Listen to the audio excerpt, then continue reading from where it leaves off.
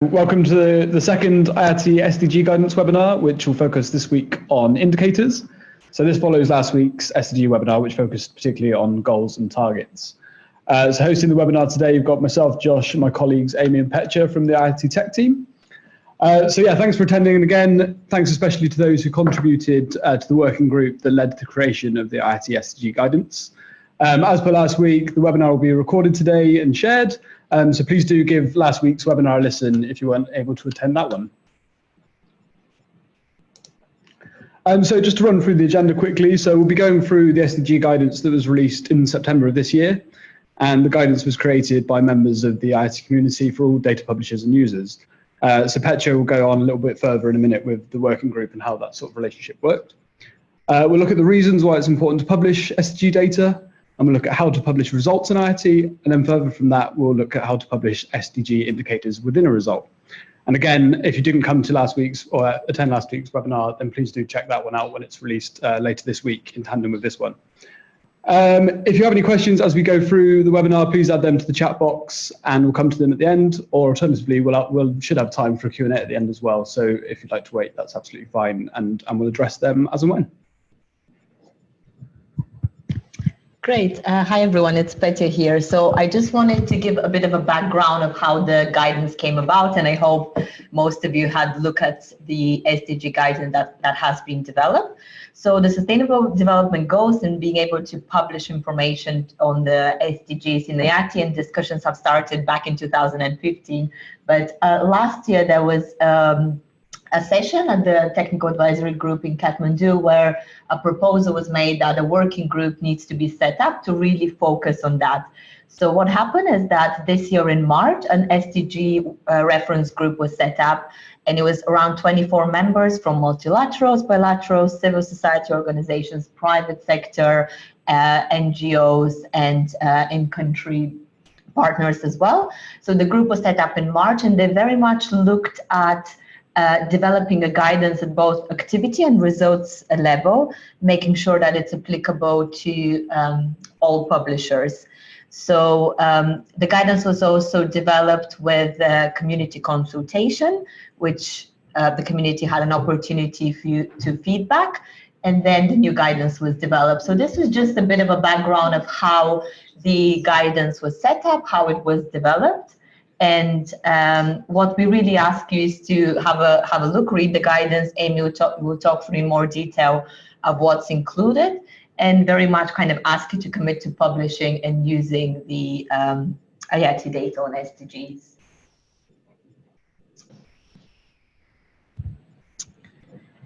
So some of you who'd probably joined the previous webinar would have heard a bit of the areas we wanted to cover about really the benefits of why you should publish SDG data through IATI. So as some of you are aware, IATI's mission is to help stakeholder groups achieve sustainable development outcomes. So this is in the core values and mission of IATI. So that's one of the kind of big reasons. IATI also provides access to a large number of development and humanitarian activities. So adding on the SDG data to that would just build on the volume and the number of activities that are published by IATI. Again, the benefits of having regional, national, and subnational data at goal, target, and indicator level. It's quite important, and that's what we are focusing on this webinar. And having SDG data through IATI is also quite a significant improvement in being able to then incorporate into aid information government management system in developing countries, their government, but also building and visualizing the data that has been published on SDGs. And then I'll hand over to Amy, who will run through the kind of main section of this webinar, focusing on how to publish indicator data to SDGs. Great. Hi, everyone. Thanks for joining again. Same as last week, we will just have a quick look at what goals, targets, and indicators are, and use that knowledge to go forwards about how do we publish indicators in IATI, and how do you get alignment between goals, targets, and indicators as we publish. To begin, the first level of the SDGs are goals. These are 17 goals, and these are really broad aspirations. So an example is number 1, end poverty in all its forms everywhere. And within this goal, we have multiple targets. These are different aspects, and that together they break down the goals into manageable chunks. So an example is the target 1.1, by 2030, eradicate extreme poverty for all people who's living on less than $1.25 a day. So we see that there is more detail within it. And once again, these get broken down into indicators. There are around 169 different indicators, and these are used to monitor the progress towards the SDG targets and their corresponding goals. So an example would be 1.1.1, the proportion of population below the international poverty line by sex, age, gender, etc., etc. And it's this level of indicator which we are going to focus on in the webinar today. One thing to bear in mind is how the goals, the targets, and the indicators all relate to each other. So indicator 1.1.1 belongs to target 1.1, which belongs to goal 1. And as long as we're using this notation or these codes in our SDG data, we will be able to always aggregate up. So as a publisher, if you are including indicators, a data user will be able to transform those into targets or transform them into goals, so that you can analyze data across the standard regardless of what level it has been published at. Where can you find SDG goals, targets, and indicators? Last week we looked at the activity level, and this is to do with the inputs. Here we can publish SDG goals and targets, and these get assigned to entire activities. This happens by the new tag element, which was introduced at 203. And the benefit of this is that there is no percentage split or priority, it is simply a tag. More information on that is available in last week's webinar, which we will send around a recording of in case you missed it, would like to refresh your knowledge. This week, what we want to look at is the results level. And these are the outputs of your different activities. In IATI, we get to report results. And within our results, we have outcomes. And within our outcomes, we have indicators. This is already in existence. What we get to do is we get to assign one SDG indicator to each IATI indicator reported within a results element. And this happens via the result indicator reference element, which was introduced at version 202 of the IATI standard. We're going to look at this in a little more detail. To start with, how do you report a result within IATI? So you start with declaring whether or not your result is an outcome or whether it's an output. And these describe what you want to get out of your activity. You can have multiple results for every single activity within IATI. And if we update our results regularly, data users can track an activity's progress and learn from your work, such as whether or not your activity is a success and what challenges you faced along the way. It's worth remembering that there is no set way to report results in IATI, but we do say that the results should be meaningful to your organisation and can potentially link to agreements with your donors, with your partners, with your stakeholders. So looking at the framework of your agreed objectives for the activity and turning these into relevant results may be a good place to start. So on the screen, we've got an example. We have an outcome, and the outcome is to reduce infant mortality rates in North Shua, Ethiopia. And within our outcome, we get to publish a number of different indicators. The examples on the screen show that the outcome is broken down to two indicators. One is to do with the percentage of young pregnant women who attend at least 4 antenatal care visits, and at least 4 postnatal care visits. So these are two ways in which we are measuring the outcome. And within each indicator, we get to declare a baseline value. we also get to declare a target value, and we get to declare an actual. And using this method, we can track the progress towards the indicator over time. Whilst you have one baseline, you could have multiple targets, one for 2016, one for 2017, one for 2018, and so on. And then you would report the actual value against each of them. And each indicator that we've reported in IATI can be related to one SDG indicator.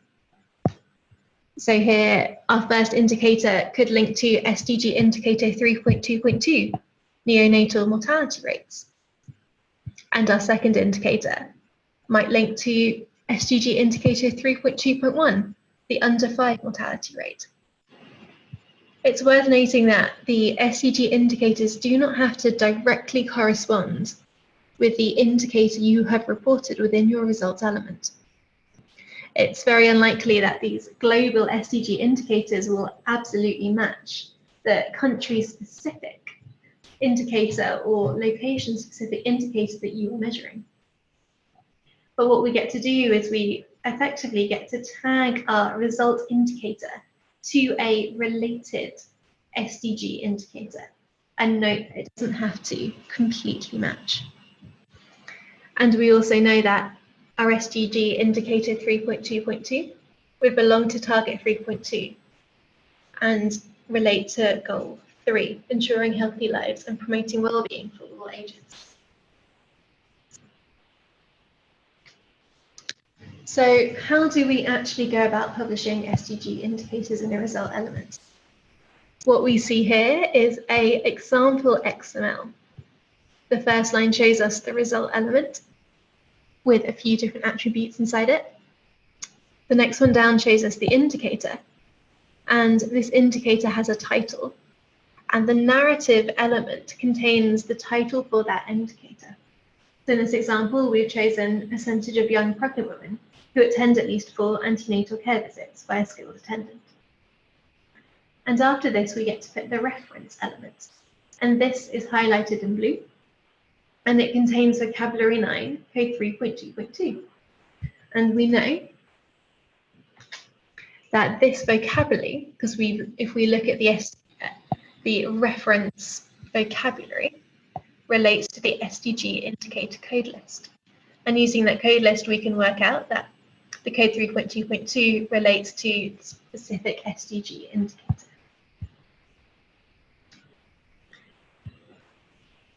And it's worth remembering about aligning our IATI reporting. So if we are publishing a particular indicator within a results element, then what we want to see is we want to see that target, so in this case it'd be 3.2, published within the tag element at activity level.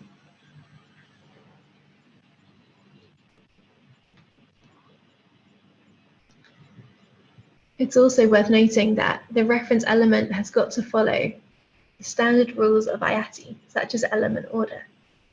So do take note that the reference element comes directly after the title, and it sits within the indicator.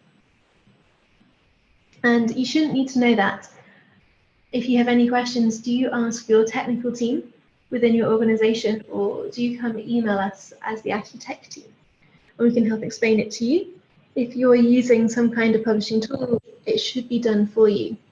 But it's useful to know a little bit about how IATI works and where potential problems might arise if data doesn't appear as you were expecting it to. It's also worth noting that only one reference element can be published per result indicator. That means you get to choose one SDG indicator to relate to your indicator. And we know that one of your indicators may relate to multiple SDG indicators. So it is a level of going, choose the one that is best linked. And if you publish at activity level using the tag element, the target, that should allow data users to make their own judgments as well of which SDG indicators are related, because they can see that within the activity tag element. So there are various tips that we have included within the SDG guidance for publishing indicators. The first is that each IATI indicator can only be linked to one SDG indicator. If the indicator directly relates to an SDG indicator, and this is unlikely, but the indicator's name and code should be given as the indicator's title, like we saw on the previous slide.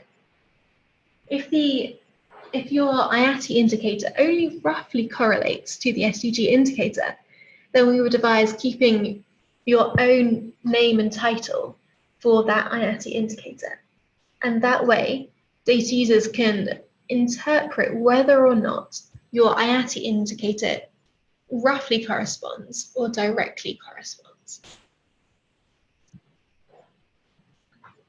When providing the SDG indicator code, there are in fact two formats. The format you should use is the one in the style 1.1.1 and not the UNSD indicator codes, which start with CO.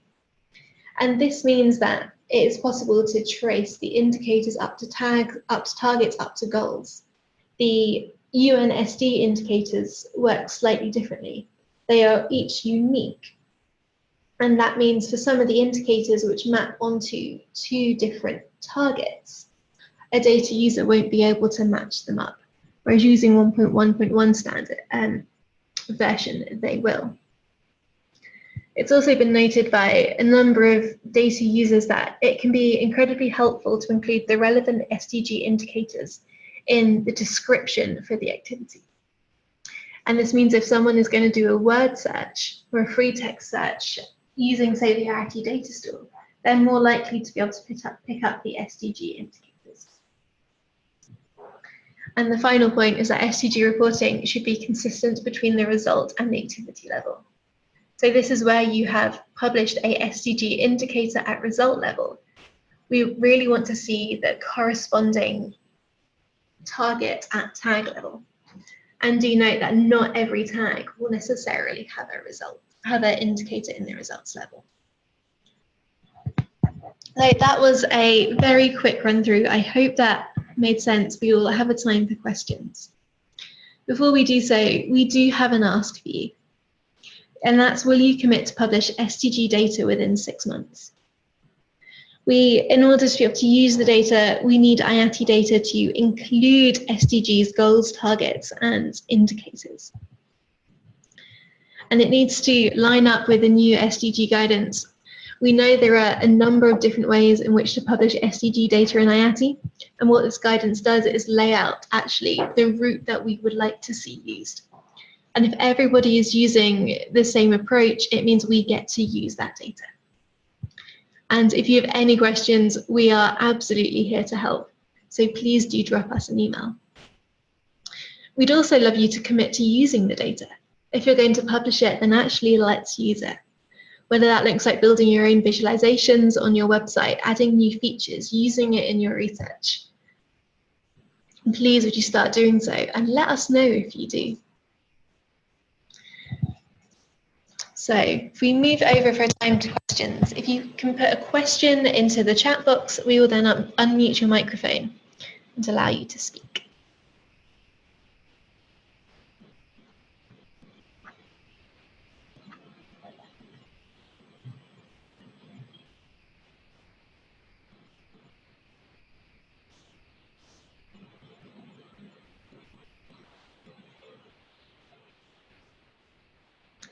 Cool. I'm not seeing any direct questions. And for now, here is the details to contact us if you have any questions. We would love to hear from you. For those of you who are watching this as a recording, thank you very much for listening, and please do get in touch.